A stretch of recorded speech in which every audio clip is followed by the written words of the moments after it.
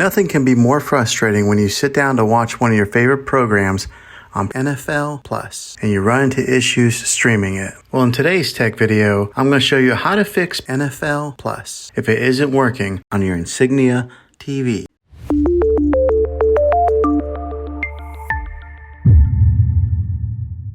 Let's see if we can fix your problems and get your NFL Plus back up and running as quickly as possible. The first one, it's the easiest one to try, and that is to unplug your TV from the wall outlet and wait 60 seconds. Now don't be impatient here, wait the whole 60 seconds, then plug it back in. This is very different from turning your TV on and off with your remote control. This is what we call a hard reset of your TV, so make sure you do this method. If that doesn't work, then find your router that is giving you Wi-Fi and unplug the power to that for 60 seconds. Then plug it back in. If it fixes it, great. If not, let's go ahead and move on to the next method. Try deleting NFL Plus on your TV. Go to wherever the apps are located on your system and remove the app altogether. Then reinstall NFL Plus again. After you reinstall it, you might have to log back in with all of your credentials, but hopefully this will work. And if that doesn't work, then I recommend buying an affordable Roku stick, Fire Stick, or Apple TV 4K and plug that into your TV and use that as your main streaming player. And you'll be able to access NFL Plus that way. I'll put links in the description down below of where you can get one. Well, hopefully this video was helpful for you.